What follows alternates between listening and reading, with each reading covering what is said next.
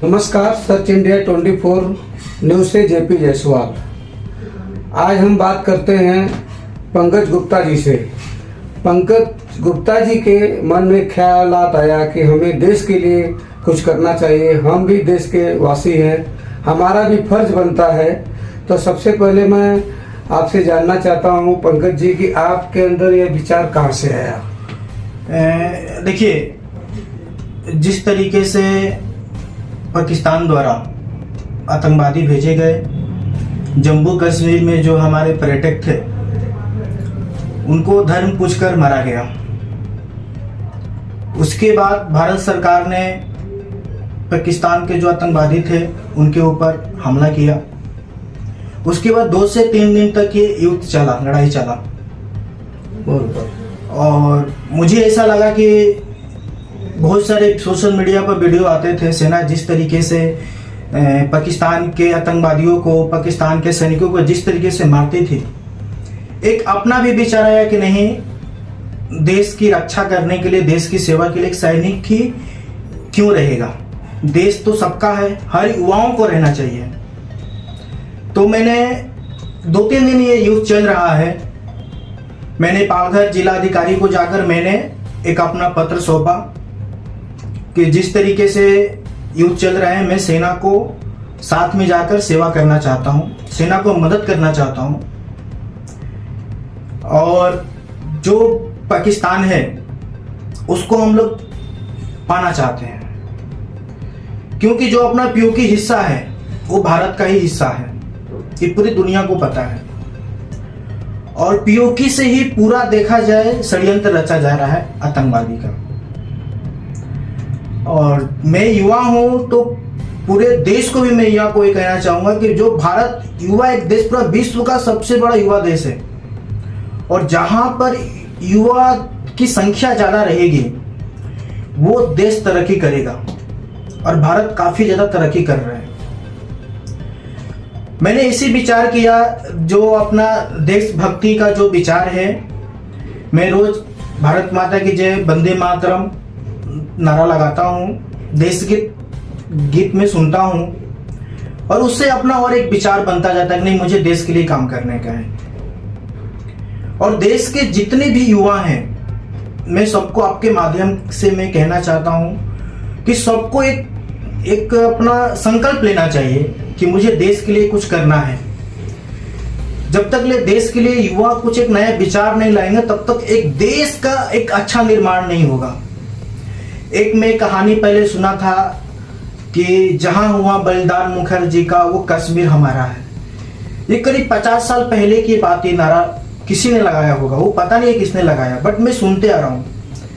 एक ऐसे विचार आया, कश्मीर से 370 धारा हट गया, कश्मीर पूरे भारत का अपना हो गया। अब इसी तरह युवाओं को एक विचार लेना पड़ेगा कि भाई पीओके हमारा है, तो जाकर पीओके हो सकता है कि आने वाले समय में 2 साल लगे, 4 साल लगे, 10 साल लगे, वो पीओके अपना हो जाएगा। दुनिया में कुछ नहीं है, राष्ट्र की सेवा से बड़ा कोई सेवा नहीं है। माता पिता का सेवा और दूसरा भारत माँ का सेवा। पंकज जी, जो इस समय जो हमारे देश के युवा हैं, ये जो नया भारत मोदी गवर्नमेंट में नया भारत का नाम दिया गया है, बहुत सारे चीज ना असंभव हुआ है, जैसे 370 का, इसके बाद में आपका अयोध्या का, ऐसा कई सारे मामले हैं। तो इसमें नया जो भारत है, इस पे आपको जो नए जनरेशन है, नई पीढ़ियां हैं, जो आज ज़्यादातर लोग मोबाइल यूज करते हैं, लेकिन देश के प्रति उनका क्या ख्यालात है, क्या करना चाहिए उनको, आप संदेश दीजिए जरा इसके बारे में। देखिए, देश के जो भी युवा हैं, टेक्नोलॉजी बहुत अच्छी चीज है। पहले, आज से 10 साल पहले देखा जाए, एंड्रॉयड फोन बहुत कम लोगों के पास होता था। उससे अगर 15 साल पहले जाएंगे तो नोकिया के सेट वगैरह आती थी, बहुत लोगों के पास कम होता था। टेक्नोलॉजी भारत को डेवलपमेंट करने के लिए बहुत अच्छा है, मगर जो देश के युवा हैं वो मोबाइल पर काफी ज्यादा व्यस्त है। उन लोगों को अपना पढ़ाई करना है, मोबाइल से करना है, बट पढ़ाई भी आजकल के देखा जाए युवा तो मोबाइल से नहीं कर पा रहे हैं। कहीं गेम खेलने में बिजी हैं, कहीं आजकल वेब सीरीज बहुत सारे आ गए हैं, उसको देखने में बिजी हैं। तो इस तरीके से अगर देश के युवाओं को भी थोड़ा सा एक अपने को समझना पड़ेगा, जो डिपेंड करता है उनकी फैमिली बैकग्राउंड कैसा है। अभी के जो देखा जाए, अगर मैं बहुत सारे लोगों से मिलता हूँ तो बच्चे पढ़ने बहुत अच्छा था, 10वीं 12वीं तक जाते जाते उसकी संगत खराब हो जाती है, मोबाइल के चक्कर में लड़का बिगड़ जाता है, चाहे लड़कियां भी आजकल बिगड़ जाते हैं। तो भी देखा जाए तो फिर ये नया भारत के लिए थोड़ा ही सही नहीं है। नया भारत के लिए होना चाहिए कि ठीक है, आप 370 हटा, भारत सरकार को, हर एक सरकार का योगदान कुछ ना कुछ देश में है। उसने बहुत, कांग्रेस ने भी अच्छा सरकार थी, उसने भी किया, जो भी अपने उसकी जितनी क्षमता थी उतना किया। मोदी जी को जितना क्षमता है वो अपना पूरा अपना कर रहे हैं, मगर देश डेवलपमेंट इन 10-12 सालों में देखा जाए बहुत ज्यादा हुआ है। पहले के जो बच्चे थे, भारत के प्रधानमंत्री कौन है पूछने को किसी को पता नहीं होता था। अभी के 4 साल के बच्चे भी उसको पता है, मोदी मोदी मोदी कौन है ये नहीं पता है। भारत के मुख्यमंत्री कौन है तो मोदी, प्रधानमंत्री कौन है मोदी, मतलब इतना मतलब एक नॉलेजेबल हो गया है।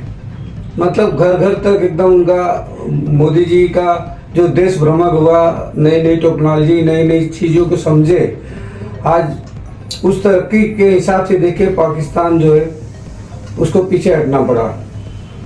इस पर क्या कहना चाहिए? देखिए, जिस तरीके से भारत ने एक डिफेंस सेक्टर में भी जो है ना अपनी राष्ट्रीय सुरक्षा के लिए बहुत अच्छा जैसे कि इजराइल से मिसाइल मंगाया, और S-400 जो है वो रसिया से उसने मंगाया, तो उसने काफी ज्यादा इसको एक योजना के तहत मतलब अपने लाया कि राष्ट्र को अपनी सुरक्षा करने के लिए।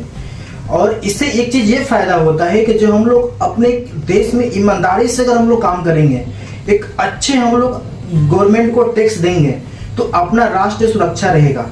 अगर सपोज कीजिए कि अगर हम लोग के पास मिसाइल नहीं रहता, अगर अच्छा खासा एयर डिफेंस नहीं रहता, तो कहीं ना कहीं देखा जाए तो भारत में भी पाकिस्तान की तरह तबाही मचा रहता।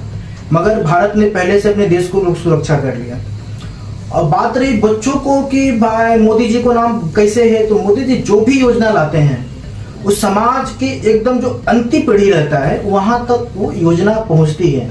तो एक बच्चों को मालूम पड़ता है कि नहीं, ये तो मोदी जी ने दिया है। चाहे कोई भी, चाहे किसान योजना से लेकर, चाहे आवास से लेकर, चाहे शौचालय से लेकर, बहुत सारे ऐसे अनेकों योजना हैं जो जमीनी स्तर पर, मैं पॉलिटिकल बातें नहीं कर रहा हूँ, मैं जो देख रहा हूँ वो मैं बताता हूँ। बाकी मैं देश के युवाओं को बस मैं इतना कहना चाहूंगा, राष्ट्र की मदद करने के लिए आप लोग जहां पर भी हो वहां पर आप लोग एक ग्रुप बनाओ, इकट्ठा हो, और आप लोग जिला अधिकारी को पत्र दो कि मुझे भी देश की सेवा के लिए, सेना को सेवा करने के लिए जाना है, और आप लोग सब लोग मिलकर एक राष्ट्र को निर्माण में काम, राष्ट्र से बड़ा कुछ नहीं है।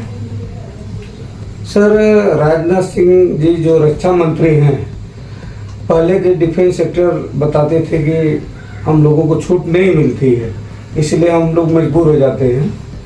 और आज रक्षा मंत्री जी और हमारे PM साहब नरेंद्र मोदी जी, इन लोगों ने खुली छूट दे दी है,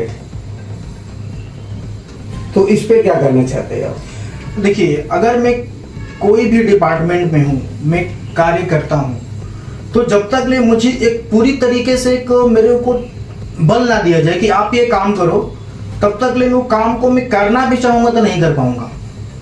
पहले की सरकारें थी तो छूट नहीं देती थी, कोई भी आता था मार के चला जाता था, और मोदी सरकार सीधे वो सेना को छूट देती कि सेना को तय करना है कब मारना है, कहां मारना है, कैसे मारने का है। तो ये तरह से सेना हमारा दुनिया का 4था नंबर है, पूरे विश्व का 4थे नंबर पर भारत की सेना आती है। और इसको धीरे धीरे इकोनॉमी पहले 10वीं नंबर पर, धीरे धीरे 4थे से तीसरे, 5वें से 4थे नंबर पर अभी आ गई है, धीरे धीरे तीसरे पाई के दूसरे। उसी तरह सेना भी अपना धीरे धीरे सेना को छूट दिया जाएगा, तो सेना भी अपना दिखाएगी क्या पराक्रम, क्या रोल है। जब तक ले सेना को छूट नहीं दिया जाएगा तब तक सेना कुछ नहीं कर सकती। और सरकार ये अच्छा की है, सरकार ने भी जो 3 दिन युद्ध हुआ है, तो कम से कम और सेना को 3-4 दिन छूट दे देना चाहिए। उसके बाद पूरे पाकिस्तान को घुटने पर टेक देना चाहिए। पाकिस्तान जब घुटने पर टेक देगा तो जाकर हम लोग को बोलना चाहिए कि भाई तू मुझे पीओकी दे, नहीं तो और तुझे मैं मारूंगा। पाकिस्तान 3-4 दिनों में पूरी तरीके से धाराशाही हो गया है, अमेरिका के गोद में जाकर गिरा रहा है कि मुझे बचा लो, मुझे बचा लो, नहीं तो भारत मार देगा। लेकिन आतंकवाद को हमेशा शरण देने वाला पाकिस्तान आज यह समझ चुका है कि नरेंद्र मोदी जी जो भारत के प्रधानमंत्री हैं, हर जगह आतंकवाद के खिलाफ सभी को जागरूक करने का काम किए थे, हर देश को।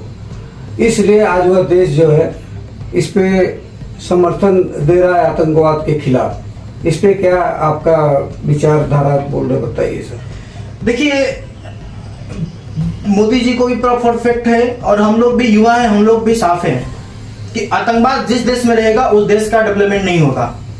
जो हमारे 26 लोगों को पीओके में पाकिस्तान ने मारा, जो आतंकवादी भेजकर पहलगाम में, वो कहीं ना कहीं देखा जाए देश के तरक्की में वो लोग अपना योगदान देते थे। कोई ऑफिस में कार्यरत थे, कोई बिजनेस करता था, मतलब देश के योगदान के लिए वो लोग थे कार्यरत।